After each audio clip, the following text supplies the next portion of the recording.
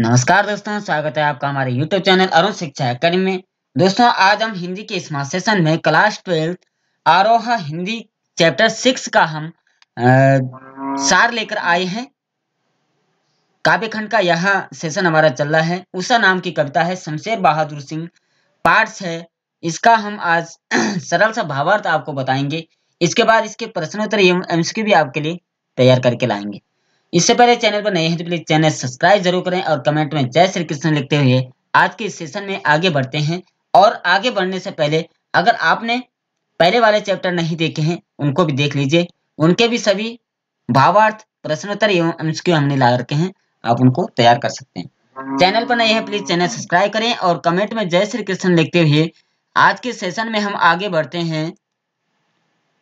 सबसे पहले बात करें शमशेर बहादुर सिंह जी की।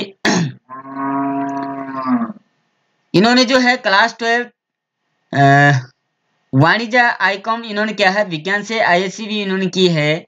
दिगंत भाग 2 हिंदी 100 नंबर का पूछा जाता है। ठीक है। पद्य 8 बिहार बोर्ड पैटर्न। शमशेर बहादुर सिंह जी के जन्म जो है 1911 में और मृत्यु 1993 में इनकी हुआ था। ठीक है। तो ये शमशेर बहादुर सिंह जी की कविता है, उषा नाम की कविता है।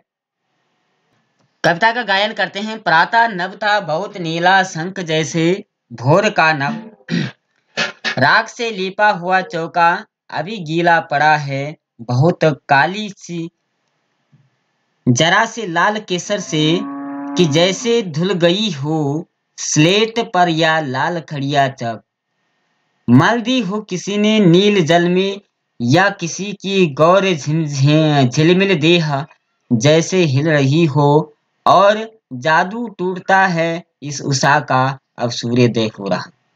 उषा नाम की कविता है। उषा का मतलब हो गया कि भोर जिसे कहते हैं, यानी सुबह और रात्रि का आखिरी पहर, और सुबह यानी ब्रह्म मुहूर्त का जो समय होता है भोर कहा जाता है। यानी कि हल्की रात और हल्का उजाला होता है, वही उषा का समय प्रातःकाल माना गया है। क्या कहा है इस कविता में? इस कविता में काव्य पंक्तियां में कवि शमशेर सिंह बहादुर द्वारा रचित कविता उषा से ली गई है। इस कविता में कवि ने प्रकृति का बहुत ही सुंदर चित्रण किया है। कवि सूर्य उदय के होने से पूर्व दृश्य का वर्णन करते हुए कहते हैं कि यह आकाश नीले शंख जैसा प्रतीत हो रहा है। जिस तरह से घर की औरतें सुबह उठकर अपना चूल्हा मिट्टी से लेपती है, ठीक उसी प्रकार से यह संपूर्ण आकाश ऐसे प्रतीत हो रहा है मानो किसी ने इस आकाश को भी राख से लेप लिया। कहने का मतलब इसमें प्रकृति का वर्णन किया है शमशेर बहादुर सिंह जी ने, और वो प्रकृति में सुबह का वर्णन यानी भोर जो है, उषा काल जो है उसका वर्णन कर रहे हैं कि जिस तरीके से महिलाएं सुबह के समय में अपने चूल्हा चौका लेपा पोती करती है, उसी तरीके से आकाश ने भी मानो आज जो है वो नीले रंग से अपने आप को लेप रखा है। कवि प्रातःकाल का वर्णन करते हुए कहते हैं कि जैसे जैसे सूर्योदय होता है और अपने लालिमा को संपूर्ण पृथ्वी पर बिखेरता है, वैसे ही आकाश का रंग बदलने लगता है। प्रकृति को सूर्य की लालिमा उक्त ऐसे प्रतीत होती है मानो किसी ने काले रंग से सिल को लाल केसर से धोकर को साफ कर दिया हो। काले सिल कहने का तात्पर्य है रात के अंधेरे से जिसे सूरज रूपी रोशनी ने साफ किया है। कवि फिर कहते हैं कि मुझे उस वक्त आकाश ऐसा लगता है मानो किसी ने काले रंग से के स्लेट पर लाल खड़िया मिट्टी की रेतीली मिट्टी जो होती है उसका प्रयोग किया हुआ। कहने का मतलब क्या है, कवि प्रकृति का वर्णन कर रहे हैं। जैसे जैसे सुबह हो रही वैसे वैसे सूर्योदय भी होता जा रहा है, और सूर्योदय के समय जो है सूरज में जो है वो लालिमा रहती है। सूरज की किरणें लाल रहती है, और वही लालिमा जो है उसकी प्रकृति में बिखेर रहा है। ऐसा प्रतीत हो रहा है कि मानो जैसे प्रकृति का आकार तो काला है लेकिन उसमें लाल लाल अक्षर जिससे लेप रखा हो, माना काली स्लेट पर जो है वो लाल स्याही से जैसे लिखा हो वैसी वो लालिमा प्रतीत हो रही है। कवि को काली अंधेरी रात स्लेट के समान लगती है, और उन्होंने सुबह की लालिमा को लाल खड़ी मिट्टी रेतीली मिट्टी के रूप में प्रस्तुत किया है।